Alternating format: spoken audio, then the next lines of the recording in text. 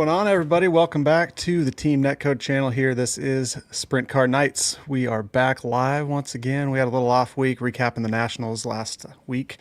And we are here with the voice of the World of Outlaws on the infield, DIRTVision host, and all around cool dude, Connor Wade, here with Blake Walker, Cade Higday. I'm Josh Gerlach. My sheet refreshed on me right in the middle of reading that. So Great superlatives for us. yeah, just buying time. Fresh off the World of Outlaws season finale at the World Finals. Excited to get into that with Connor.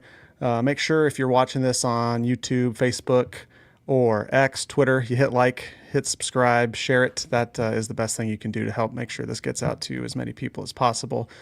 Also, if you can leave us a 5-star review on Spotify or Apple Podcasts, that also helps us out. Boys, it's a bittersweet. We got the World of Outlaws season wrapped up. Connor, thanks for joining us, man. Looking forward to doing this with you. Yeah, pumped to be on. Sorry my voice isn't quite 100%. It's been through the ringer these last couple days with World Finals. And, talking a lot for 4 days in a row kind of takes a toll on you, especially when the weather's cool and at the end of the year. But, no, I'm excited to shoot the shit with you guys. I love talking sprint car racing with people.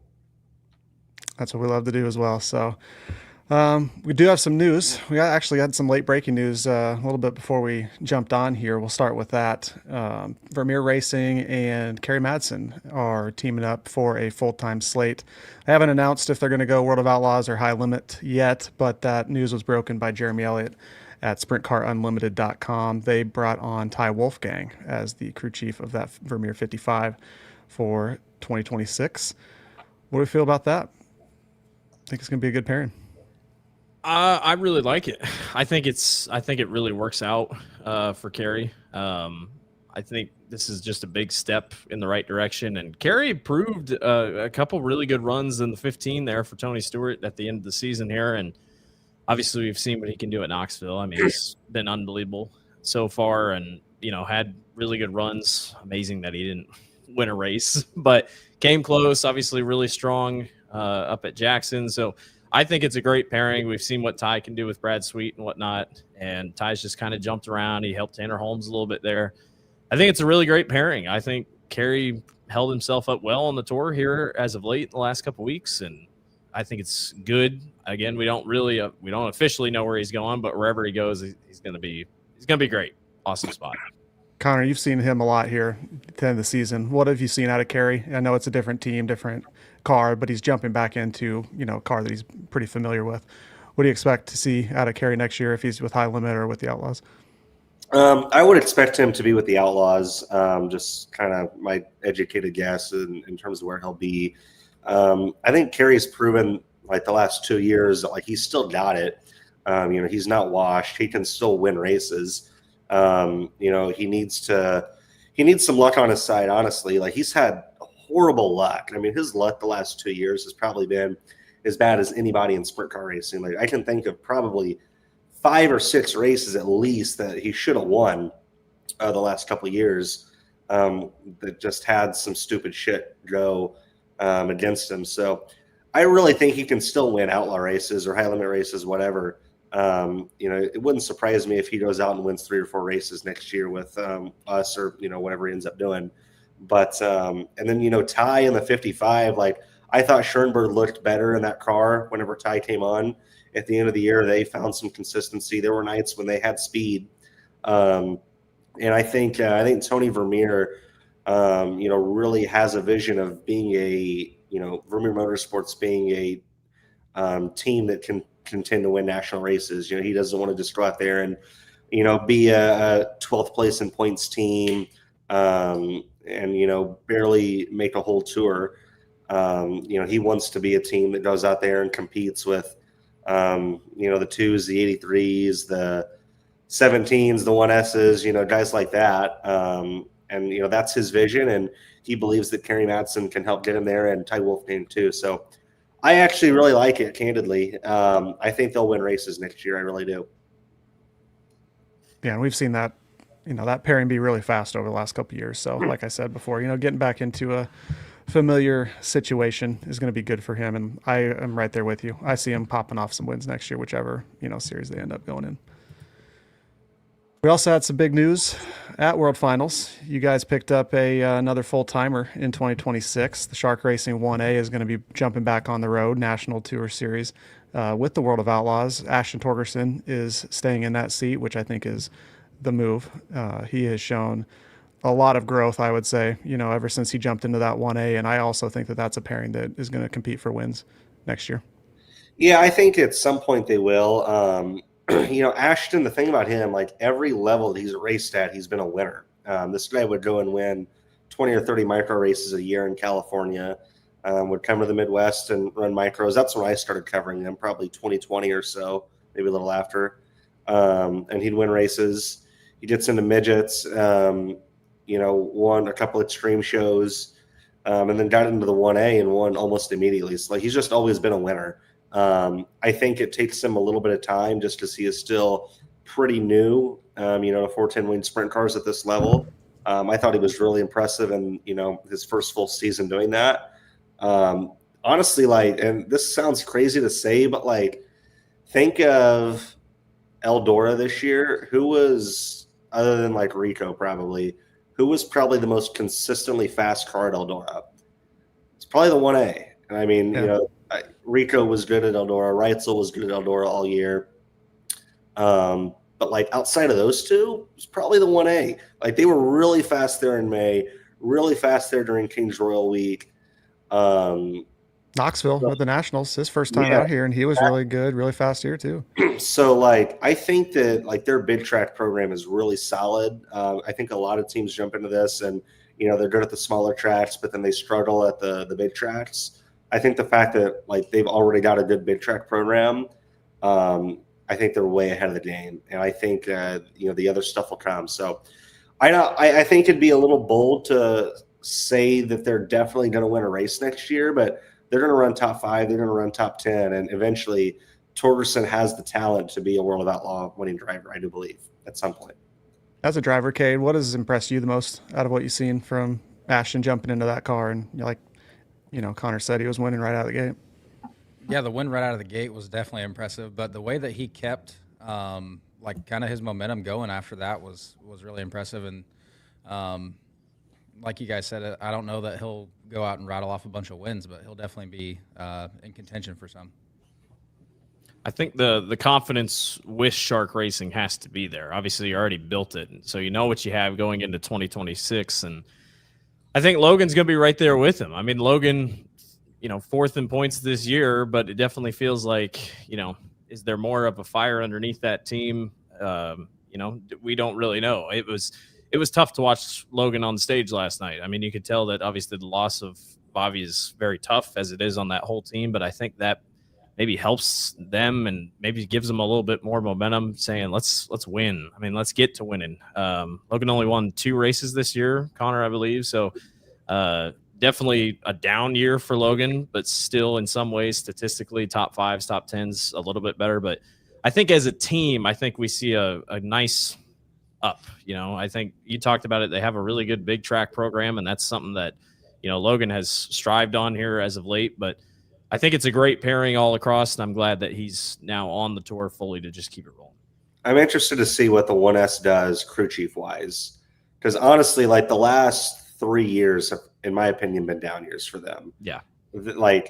They were good early in 23. The second half of 23, they were not good. 24, they really weren't that good. 25, they had speed at times, and there were times when they did look really good. But there were also times whenever they just, again, didn't look that great. So obviously they had Kyle Pruitt for a good portion of the year. That whole deal went down with, him ended up going to the 17, which I'm sure we'll talk about later too. So, he really hasn't had a consistent crew chief, a top level crew chief for an extended period of time the last few seasons. So I know that's probably, I talked to Bill Cleanbill, I think it was Thursday or Friday, and he said, they're talking to crew chiefs, haven't made a decision yet, but that's going to be a key for them, is if they make the right move there, they're going to have to make the right move there if they want to get back to form. I think a key thing there too is not setting yourself behind the 8 ball early on in a night. We've seen him make charges through the field, and get a top 5 or come up just a little bit short, but getting off to good starts early in the night and also, closing races out and getting that win total back up. Cause he was definitely in contention for more than 2 wins and just couldn't get it, closed out for one reason or the other. We did talk about Blake Cade. Did we already talk about the Spencer Basin news to the 17? Did that happen? Yeah. Yeah. I don't know if you talked about it or if you have it down below, but I thought he ran pretty well. I agree. Top 5s. Yeah. They look good, man. They look really good. As someone that is a Spencer Basin fan, how can you not be excited about 2026 based on what you saw? Because it's kind of incredible. Compare what he did, in Jason Meyer's car for the whole season. Never once did he look like that on a consistent basis. They should be thrilled with what they brought to the table, and I'm excited to see him at Volusia. Jeremy Elliott said today, I think it was on his show, that Kyle Pruitt has raised his stock the last month. I could not agree more. The 17 car between Sheldon at those 2 races, I guess it was New Egypt and Lincoln, and then Putnamville and Angel Park, and then Baston at Charlotte. Those cars have looked good, really good. So good. I'm excited for next year and Spencer in that car. Yeah, and like we've talked about too, hopefully for his sake, to not have to listen to the BS again if he gets off to a slow start. If he can come out firing like he did at Charlotte, buckle up, because that's, Sheldon has shown that car is capable of winning big races here already, and that'll be a cool thing to see, especially with the trying, couple of years that Spencer has had over the last few seasons. David Gravel shockingly clinched the World of Outlaws Sprint Car Series championship pretty early on in the World Finals. We weren't, super shocked at that. Garrett Williamson did also clinch the Kevin Gobrecht Rookie of the Year honors over Chris Windham. And unfortunately, our guy, Donnie Schatz, did not pick up a victory. He put on a show, picked up a podium, but was the first time in, I believe it was 25 years, that old Don did not grab a feature win with the Outlaws. So I think that's going to be sitting with him in the offseason. And I know he talked to Kyle McFadden at Charlotte that, he doesn't feel like he necessarily has anything to prove or, needs that extra motivation, that he's always out there going after it. But I'm looking forward to seeing what Donnie gets put together, because that's not known yet, but it does sound like he's going back with the Outlaws with the ride TBD. What do you think we're going to see next year, Connor? Well, I can tell you that he still wants it. The fire's still in him.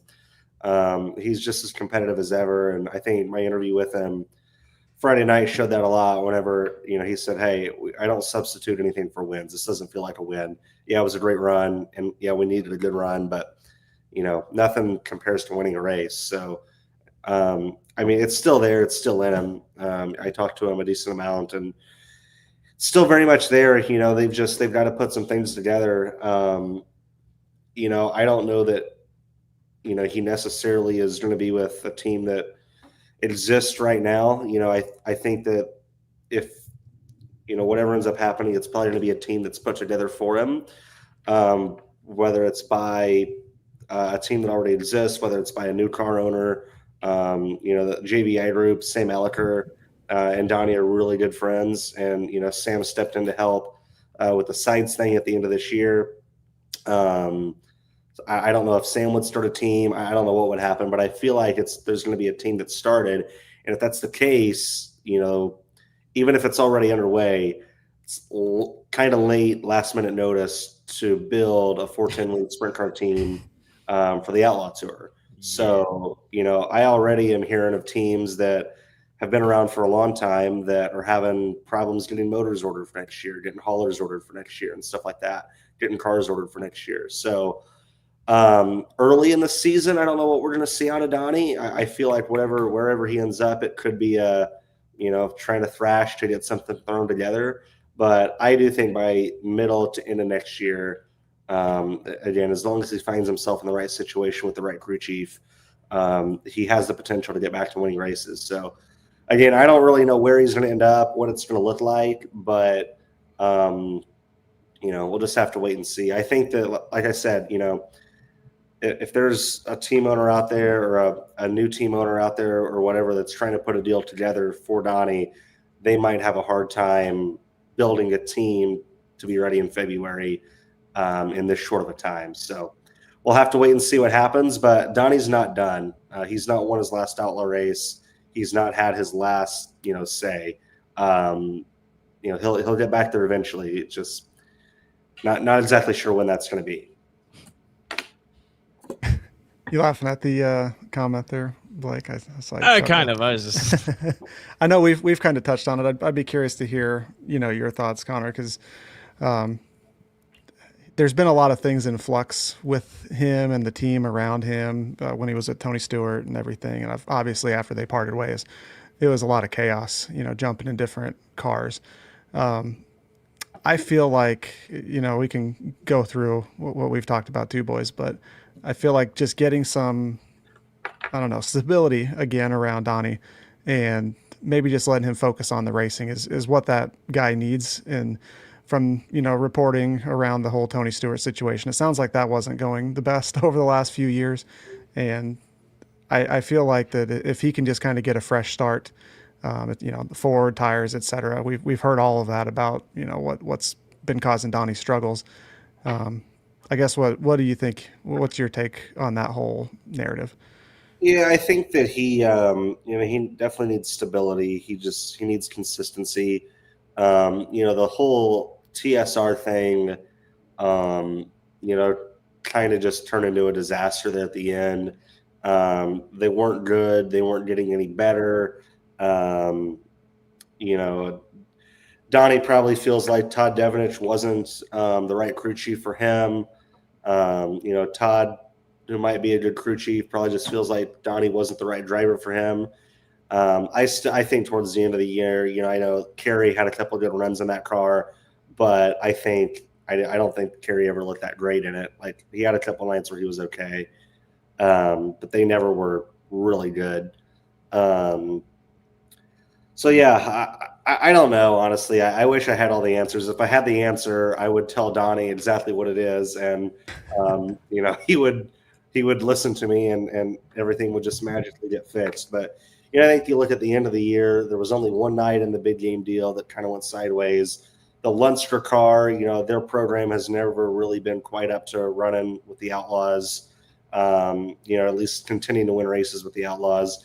He gets in Paul Silva's car, and you remember the last night in the W, he was freaking great at Tulare. I mean, he was the best he's been at Tulare in at least 5 years. Yeah. Ran fifth, and he runs fifth in the car in his last race in it and has to get in this sides deal. They didn't have a crew chief. Their crew guys hadn't been on the road in a couple of years. They barely had any motors. So that just honestly wasn't really a great. Did he have to race? Kind of getting by. Say it again. Did he have to race hesitant in the last 2-3 months, would you say? Because, it kind of – there were some people that were like, he almost can't wreck another car. I mean, especially after that first night. He talked about it last night at the banquet. He's like, I didn't even make it 15 laps in the first. I think he probably was, and I don't know that he'd really admit that, but I think he probably was racing a little hesitant just because – the going out in the big game car, honestly, probably, I know Donnie felt bad after that deal because Todd and Cody put this car together for him. They stick their neck out whenever he was down, and he goes and wrecks it, one night in. So I think he felt really bad about that deal, which anybody would. Which he rarely does anyway, too. Like it was just a kind of a free thing because Donnie always takes care of equipment too. And then he didn't want to go and tear up other people's stuff the rest of the year.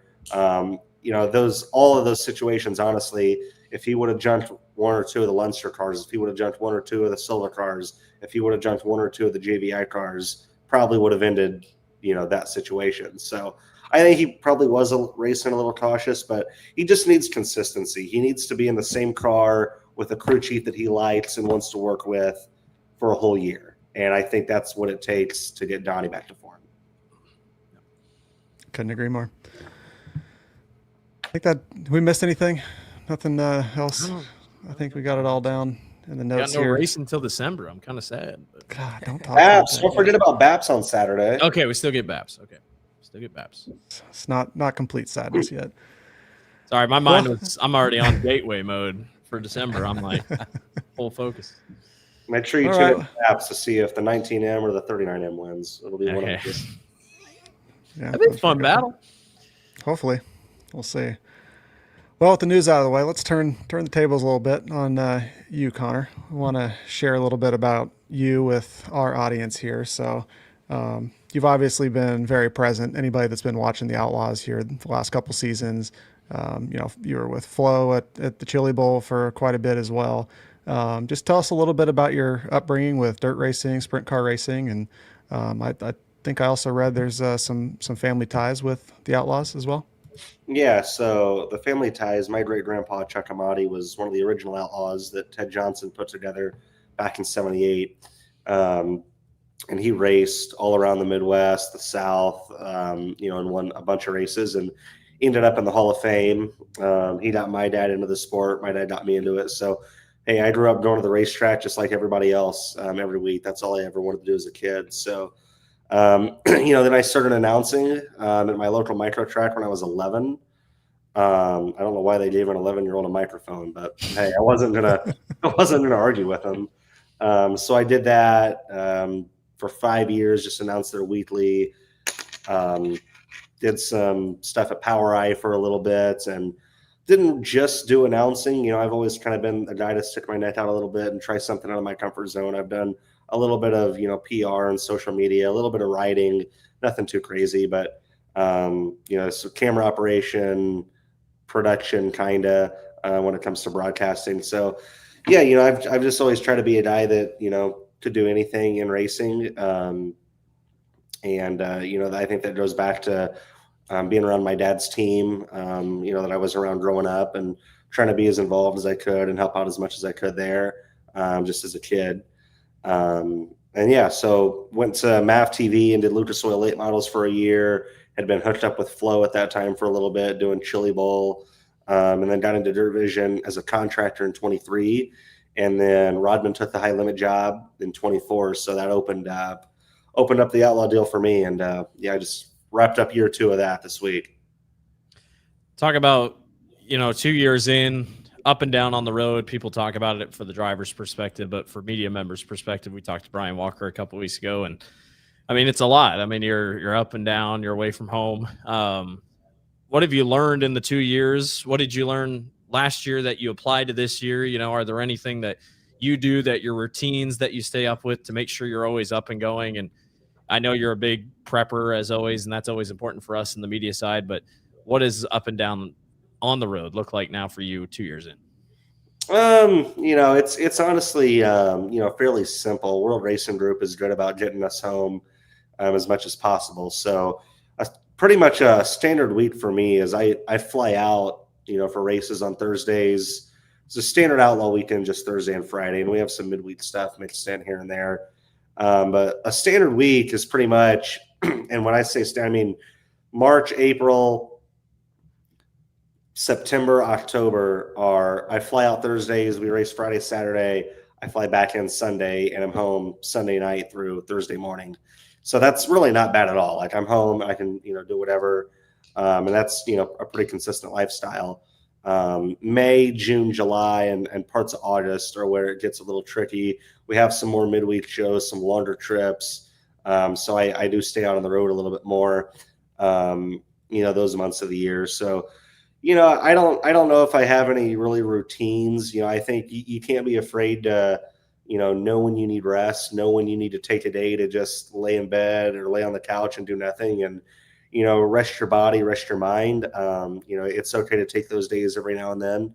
I think, whenever you feel yourself getting overwhelmed, you don't be afraid to, do that, whether it's in a hotel in between race days or a Monday or Tuesday at home, so just, stay relaxed as much as you can, stay focused on the grind. And, it's really, I think being young, is a benefit for me. If I was 30 or 40, it might be harder to do, but I'm young, I'm motivated. I feel attacked. Yeah. I feel attacked. I'm young, I'm motivated, I'm energetic.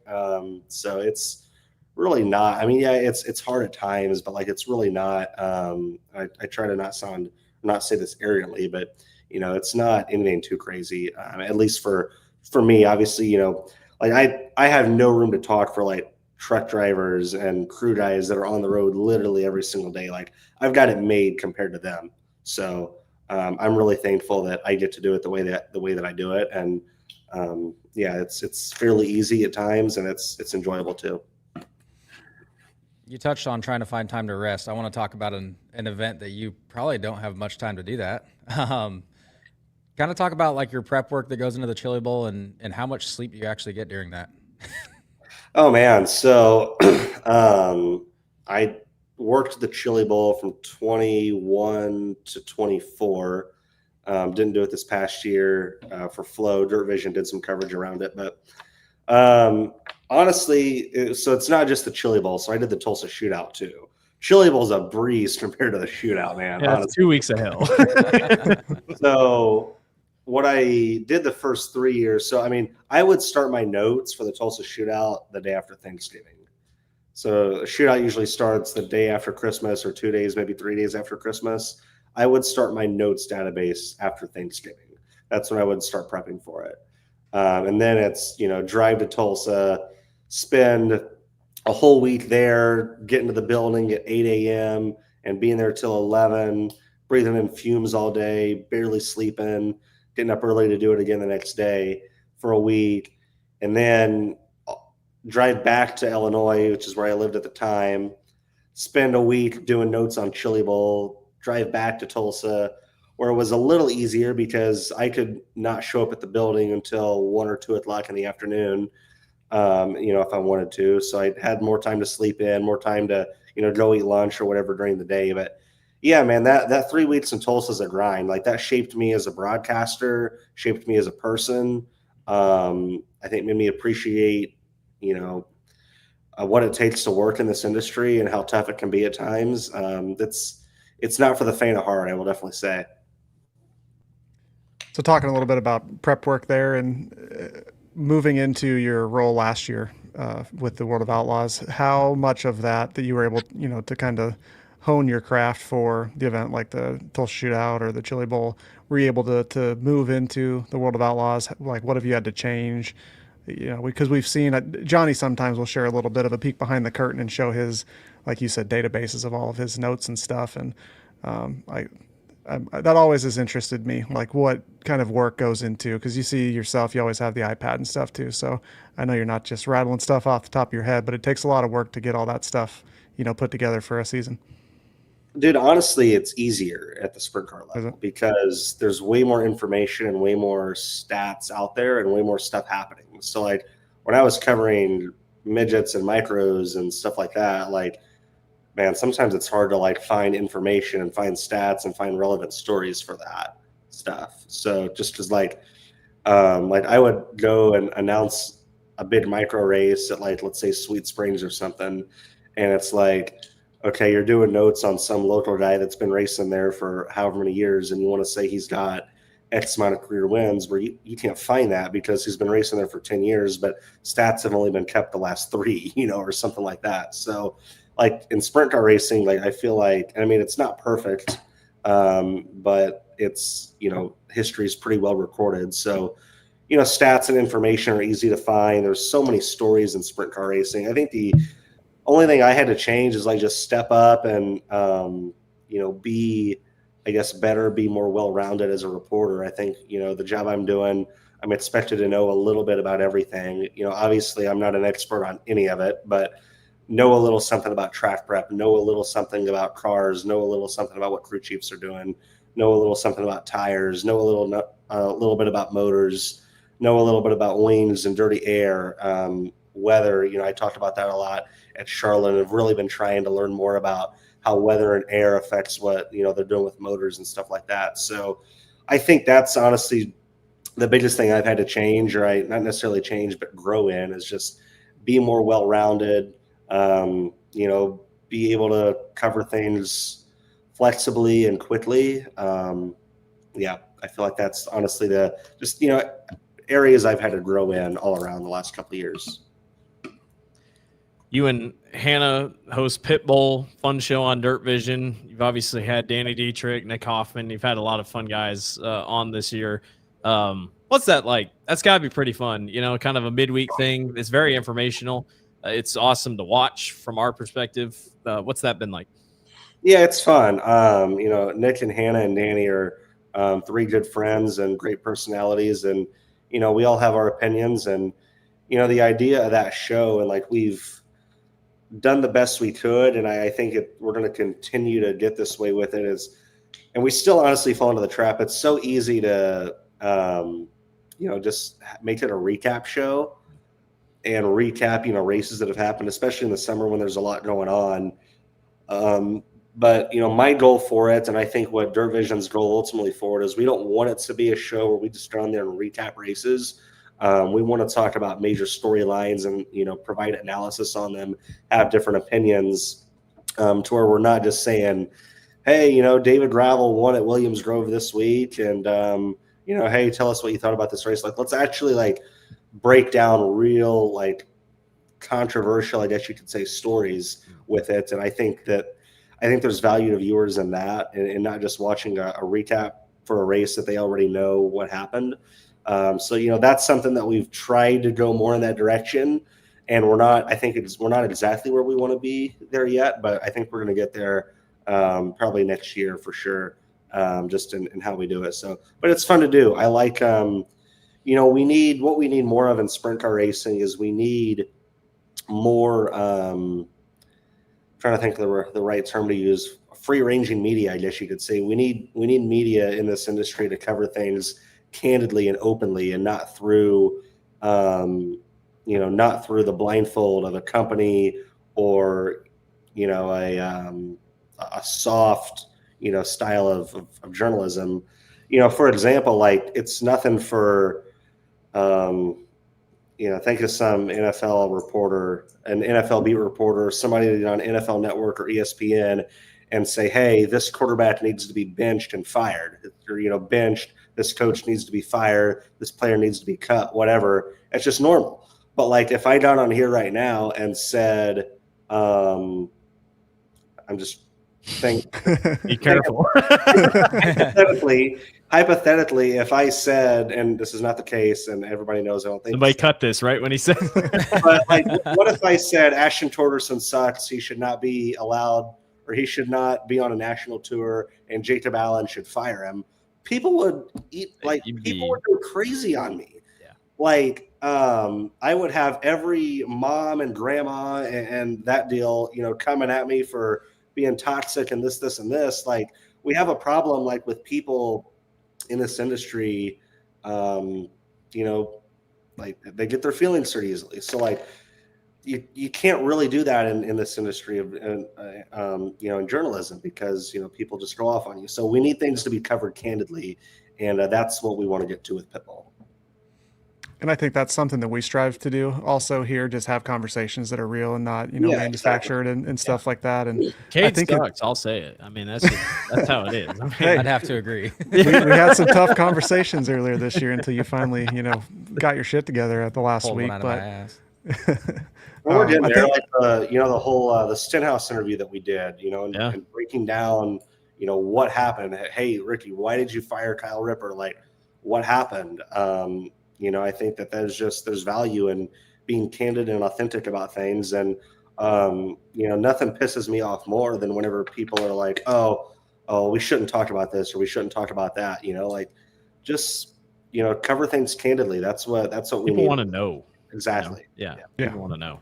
For sure. And that's why I think it's cool. And we've talked about that, you know, with Tanner Holmes at the Nationals too, like, just drivers and teams getting more of their own content out too. You get that real side of, you know, what life is like from that perspective. And, you know, it's why it's nice having Cade here too, you know, to get driver's side of things. And I feel like the industry, especially over the last few years, probably in a large part, honestly, because of Tanner, just seeing how much of an appetite there is for just content in general around the sport that, you know, we love as much as we do. I think that we're only going to see that get better and better over the next few years. Yeah, oddly enough, we're all just normal dudes that wear a fire suit every now and then. Yep. Exactly. Hopefully something that's a little bit more lighthearted than that, which you were speaking straight facts there. What's it like to work with Johnny, and how much does he help you be better every time? Man, Johnny's the best. He's the best broadcaster in the history of sprint car racing for sure.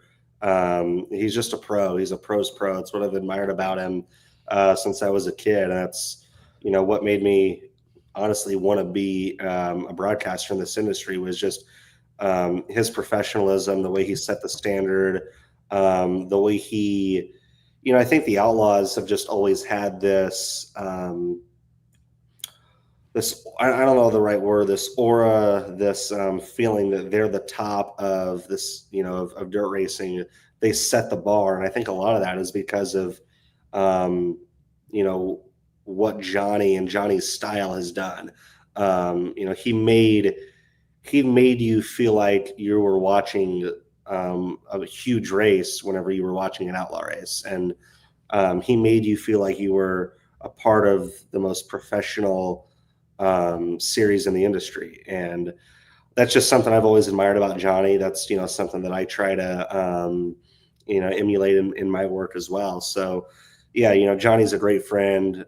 He's always there anytime I have questions or, need advice, whatever, he'll, answer them candidly. And I appreciate that. I appreciate his friendship, and I think he and I are a great combination together. I really do. I think we cover our series and our events really well. I think, what makes Johnny and I good is we're both just race fans. We're both just there enjoying it, as if we were sitting in the stands. So, working with Johnny's great, and it's a lot of fun. Yeah, he's been a constant, just like the World of Outlaws have been for probably all of your lifetimes, since I'm a little older than you guys. So I echo all of that. And leading into that too, working with guys like Johnny and then the drivers that you're talking to all the time also. Do you have any specific moment or a couple moments over this year or the last couple seasons that really stick out to you? Any races, events? In terms of like favorite moments? Yeah, just something that stuck with you. Man, I will say the Larson gravel thing this year honestly like changed the way I cover racing, I will say. And like what I was just talking about a few minutes ago of being candid, being authentic, being real, and trying to deliver that to our audience. Like a lot of the way I see that came after the Larson gravel thing. Whenever you've got the best race car driver ever, or at least the best race car driver right now in Kyle Larson, and then the best full-time wing sprint car driver in David Gravel right now. Whenever they get into it and are, having a private meeting inside the command center with the series director, and then they're walking out, and then, you've got to go interview David about what happened and stuff like that. That in my opinion, like that changed the way I cover racing. That's when it hit me. Like, we've got to be authentic about this. We've got to show people the sport in a raw form. So there's that moment. Buddy winning 2 six-figure paying races this year was awesome. Just working the Knoxville Nationals and the Kings Royal alone, 2 races that I loved watching growing up as a kid. I mean, it doesn't matter. Obviously the last 2 years we've had great stories. Larson winning 1, Tim shocking the world this year. Like those are great stories, and it's great to cover those. But with or without those stories, it's still the Nationals. So just covering the Nationals is incredible. Same for the Kings Royal. I've covered 2 Kings Royals and had first-time winners in both of them.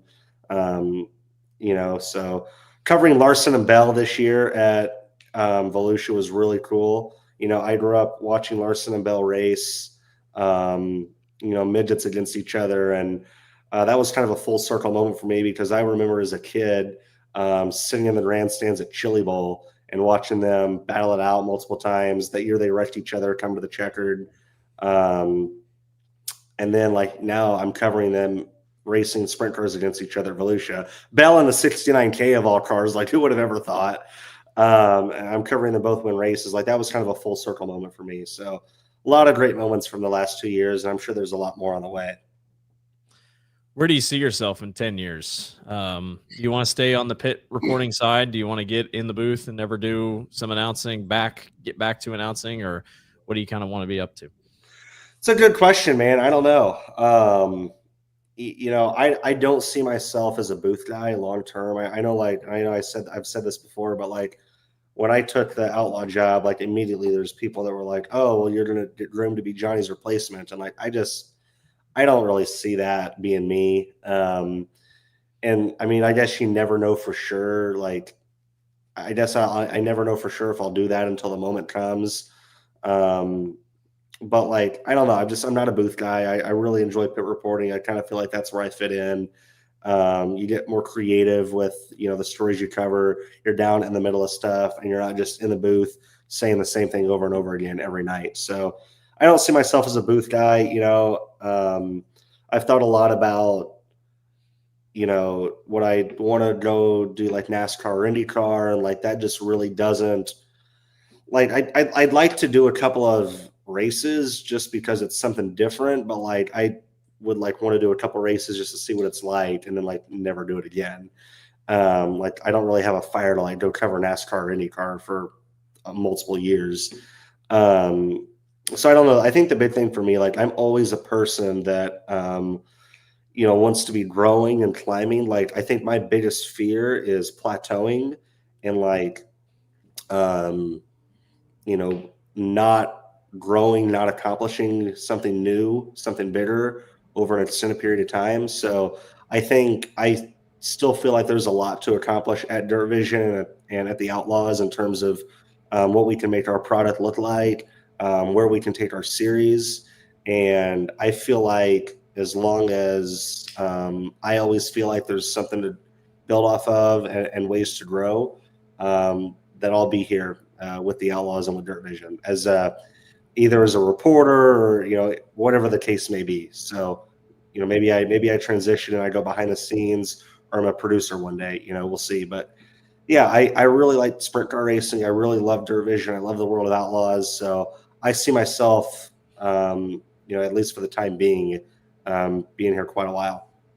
Especially the way that the sport is changing and growing and getting more fans, like you've said, with the media content side. Like we're seeing how that is changing a lot over the last few years. Hell, what are you doing in 10 years? Who knows what this entire landscape looks like? I don't know what I'm going to be. I don't know what I'm going to be doing in 3 years, let alone 10. 3 years ago, I would have told you that I was going to be covering the Outlaws. So that's what I was going to say. What's 11-year-old Connor think of what you're doing right now? I honestly he would probably say, "Oh wow, you actually stuck with it." Because like I kind of just thought like, "Oh, this is something I'll do like as a kid, maybe into high school, make some extra cash, be involved." And I never saw myself honestly doing it long term. Like I always had this kind of like, I'm not going to say fantasy in the back of my mind, but like this idea like, oh, one day it'd be cool to like work for the Outlaws. But like, I never thought I'd actually like do this as a career. So yeah, 11-year-old Connor would be like, "Oh wow, like shit, you actually stuck with it." That's cool. Yeah, Cade.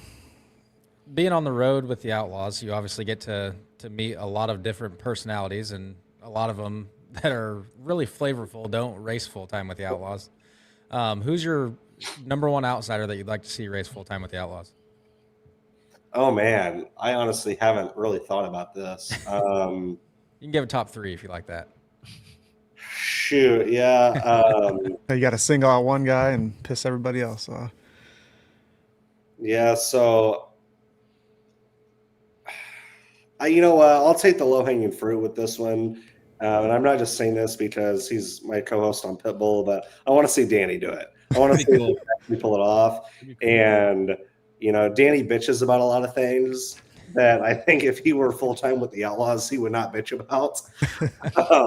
Would he fight anybody if he did a full season? He absolutely would.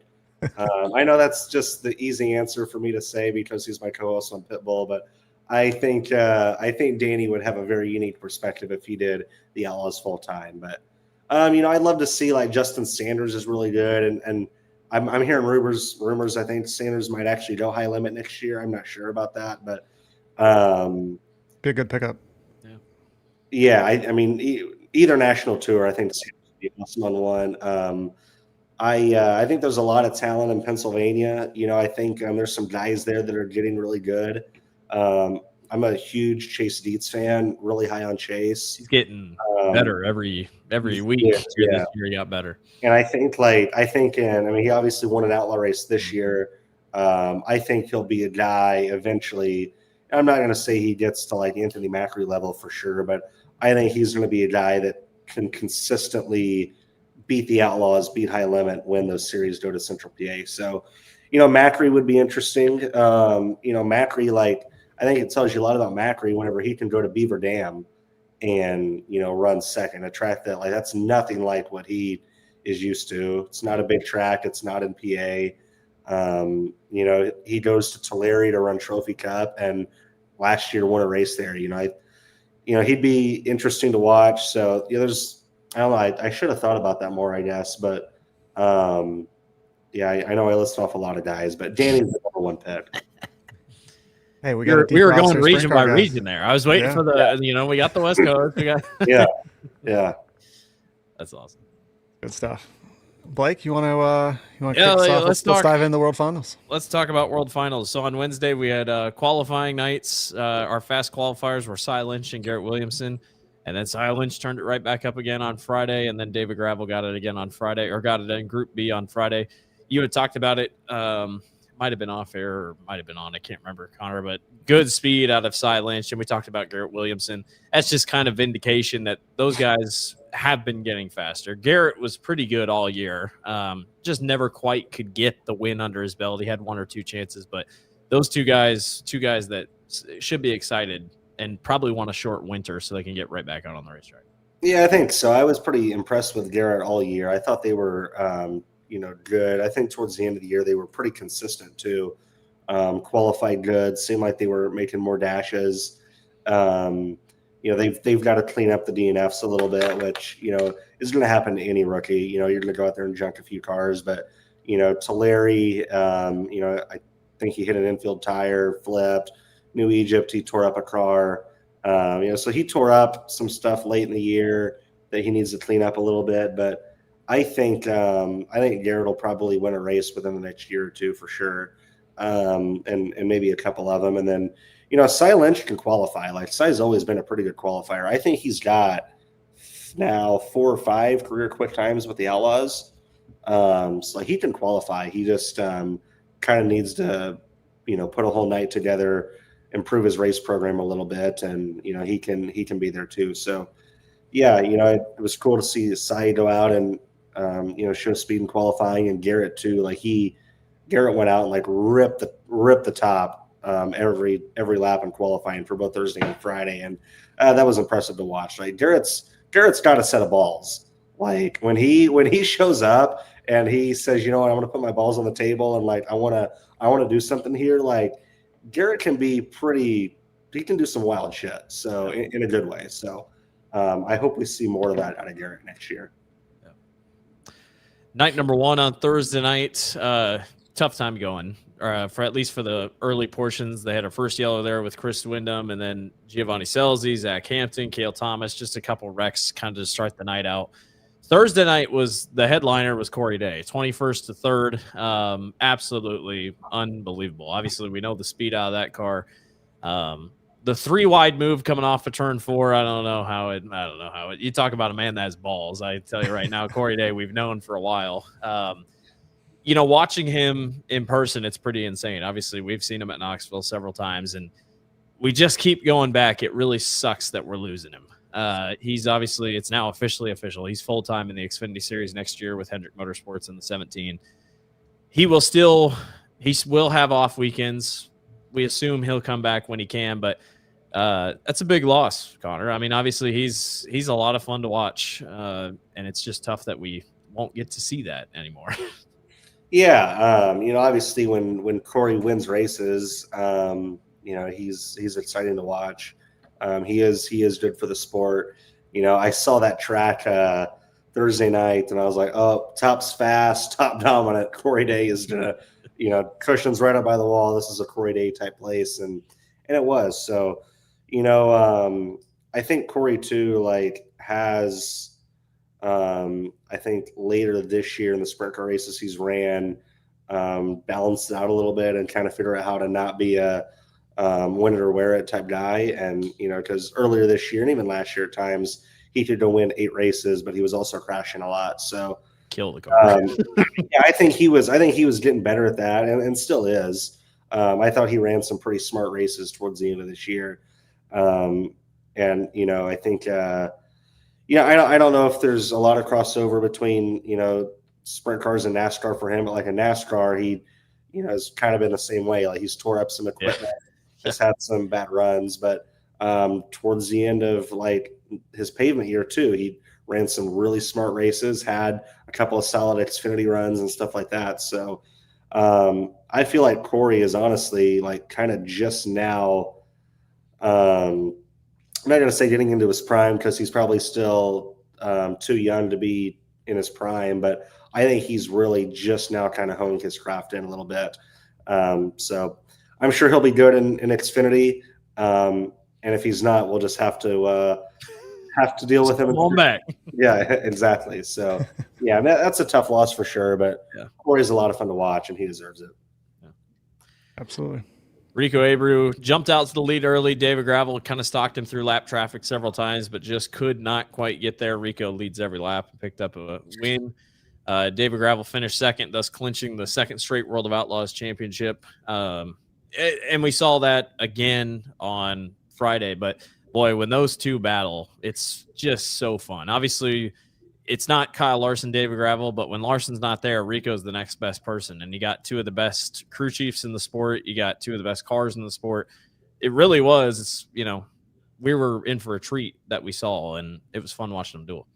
Yeah, you know, they raced against each other in 2 nights on 2 completely different racetracks. Like Thursday, like I said, the top was really fast. There wasn't really – I mean, there was a bottom. There was grip down there, but the top was just so much faster that it really didn't make a lot of sense to run down there. You know, David did a little bit, but there was no way he was going to pass Rico running the bottom.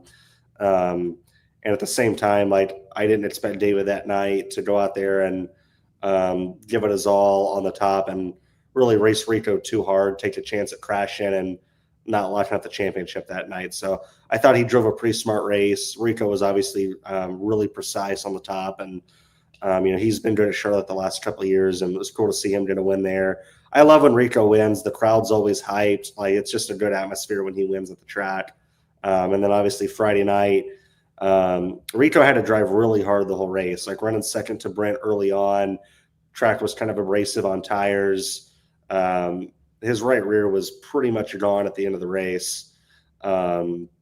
So like you could tell he ran a really, really hard 30 laps. And like when you run the top at Charlotte, you've got to run pretty damn hard. So David was able to move around a little bit. The top was a little bit slower, so he could move around, could run the bottom and be able to pass Rico like he did. So yeah, I love watching those two guys go at it. They always make it fun.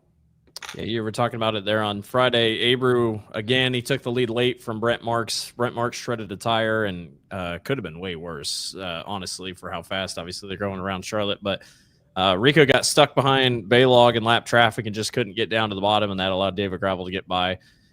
Gravel's 17th win on the season. Career total is now at 120. He's 2 wins shy of tying Daniel Lozowski for 6th all-time. 8 of those wins have now come at Charlotte. So another win in David Gravel's book, the final win of 2025 for him.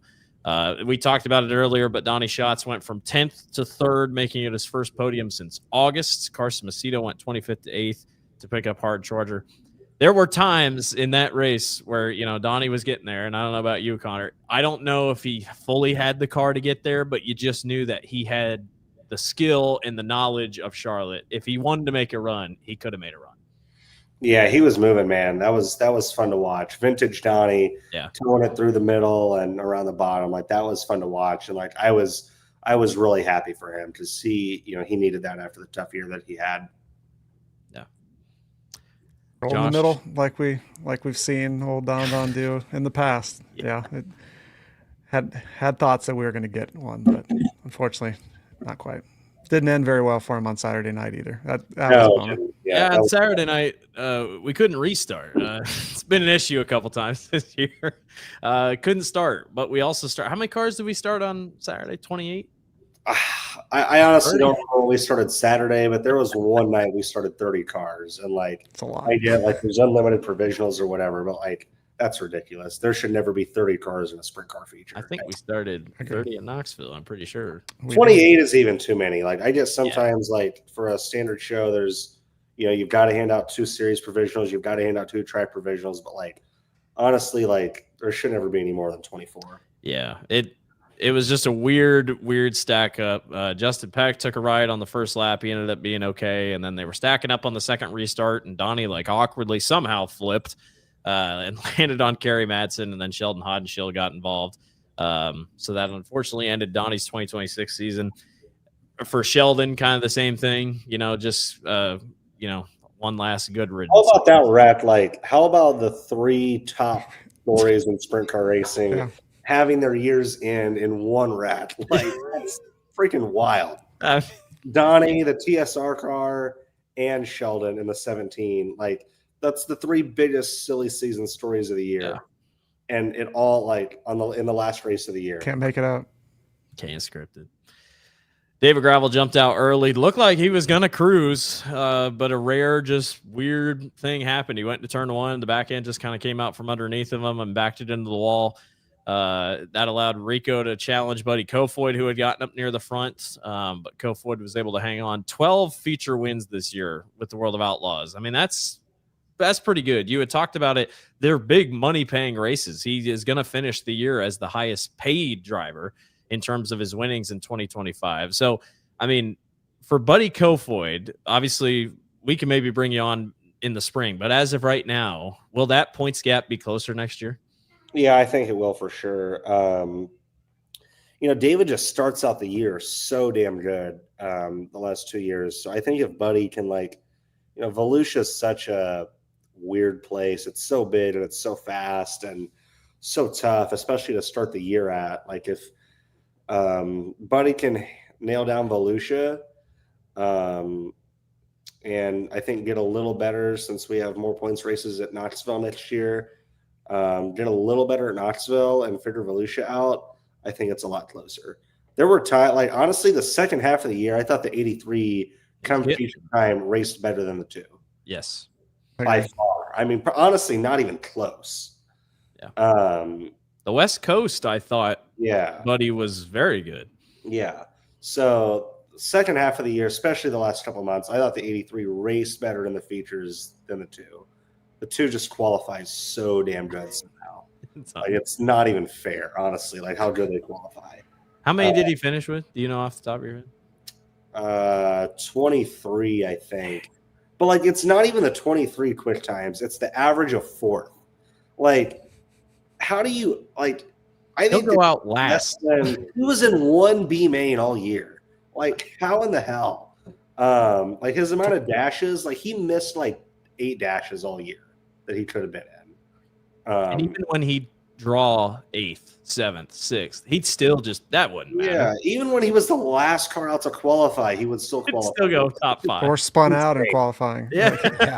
Hey, here's a wild stat for you. Buddy made like 20 or so less dashes than David this year. The Outlaws. Unbelievable. Jeez. Like that's crazy. Like that's how good Buddy is come feature time. And the fact that he won 12 races and was like pretty close in points, making 20 less dashes, that tells you how good they were late in the night. So like if they get better early in the night, they qualify better, they're gonna be good. Did Bill Baylog finish with the best average pill draw or dash draw? That's a good question. I actually don't know that. Totally had I feel like his dash draws were pretty good. Yeah, he had like that where he went 4 straight in Wisconsin. Yeah, the 1. Yeah, that's right. Yeah, Garrett probably had the shittiest draws of all guys too. Horrible all year. Yeah. Like so, I know it was like most of 2024, and his were a little better in 25, but 2024, like I literally had a joke with Carson about like his dash draws were like how bad they were. I'd be like, "Oh, Carson, you're in the dash. We haven't even drew yet. We're just going to put you in 8. That's what you're going to draw." But yeah. Even when Baylaw drew 4 1s in a row, I bet his emotions did not change whatsoever. No. But it makes a man very happy to see him after that Huset's race. That is the biggest smile I have ever seen out of Bill Baylog. For sure. So cool. It was pretty cool just to kind of put a bow on this. You get High Limit and you get World of Outlaws facing off against each other again in Charlotte. People ask us all the time, Connor. They're like, man, is Knoxville ever going to get a High Limit race? It's like, no, probably not. But thankfully, our weekends are when High Limit's usually off as well, when the Outlaws are off. So we get them all together. I think it's awesome. The fans love it. I mean, my goodness, the comment sections when Rico won, and then, it's like, well, I guess High Limit took this night. The sport needs that. And I know you've been asked so many times. They're like, because you say High Limit on the broadcast and whatnot. And that goes back to what you had talked about earlier. It's great for the sport, in my opinion. Yeah, I agree. A lot of people, I think, want there to be a rivalry between the two series. I don't necessarily want a rivalry. I mean, I'm okay with a rivalry, but I think we need to work together. Yeah. So when I say I don't want a rivalry, and I'm okay with, a High Limit guy wins this, a High Limit guy wins that, an Outlaw guy wins this. What I don't necessarily want, take the Kings Royal or the Knoxville Nationals, for example. So, obviously those are the races when when the drivers from both series are there. I don't want the Nationals and the Royal to become about World of Outlaws versus High Limit. That's what I don't want. I don't want that series rivalry in that case to outweigh the prestige of winning the Kings Royal or winning the Knoxville Nationals. So those are the times when, there's going to be a rivalry, I guess. But those are the times when, I don't want there to be a rivalry. If that makes sense. And how fitting, especially this year, the two guys that won those events were not. Yeah. So it worked out. Guys, yeah. Crazy. When you start bringing in the kind of money also, you start running the risk of, more and more politics getting involved in the back end of stuff and starting to, well, this is a High Limit track and this is an Outlaw. I'm definitely with you there, because then you start kind of ruining the prestige of those events, and it's tough to come back from. You really start spoiling fans and probably teams and owners on that kind of stuff too. And like you said, on-track rivalries are exciting, and that's cool when you can get the big events like we just had, and like you mentioned, Kings Royal, National Open, Knoxville, having everybody together competing, and you can kind of see where you stack up. But yeah, we don't need all the other BS kind of spilling out, and then the fans suffer, I think, the most. Yeah, I agree with that. Well, the only other results that were happening around the country, Aaron Reitzel swept the Power Eye weekend at Texas Motor Speedway. Ayrton Genitin won his third Power Eye 410 Outlaws Series championship. Congratulations to those two, Aaron Reitzel. Was Genitin teasing that he's going to go High Limit racing next year? I saw he was flirting with it. Shared their schedule and said something about what's doable or something like that. That car with the can pouring the beer out onto the bottom part of the car. It's hot sauce, man. It's a hot sauce. Crazy looking car. That thing, insane paint scheme. I like it. Crazy, really cool. And then what's next? BAPS. BAPS is next. That's what Connor said. Connor says we got BAPS, so we got BAPS coming up this weekend. That's on DIRTVision? Where's that at? No, probably on Sprint Car Unlimited TV, if I had to guess. I could be wrong. So you're gonna have to either bring out the checkbook, pony up. Yep, pony up. Get ready if you want to watch BAPS. But then after that, I'm pretty sure. I think there's Australia though, because I've been on Sunday night or some. I've always seen hey, Australia's live right now. So I guess if you want to, you can stay up and watch Warner Bowl, all the other ones. But I need to watch more Australian sprint car racing. This year, I'm staying up. I'm gonna watch it. I'm committed. I've been really guilty. I never stay. I've never honestly watched an Australian sprint car race. That's probably bad. I always read the results and stuff, so I know who's good down there. Yeah. I've never actually watched a race. Yeah. What's your off season look like, Connor? What do you got coming up? Man, so I actually have my first 2 weeks after World Finals are both weddings. I'm going to a wedding in Indiana this weekend for Jaden Rogers, who's a non-wing guy from Indiana. I'm been a close friend of mine since I grew up. My producer on the Sprint Car Series at DIRTVision, Jackson Steele, is the week after that. So I'm flying to California for that. And then the week after that's Thanksgiving. So I've got a busy couple of weeks. I don't really know what the month of December looks like. Probably spend a good portion of time with family back in Illinois for the holidays.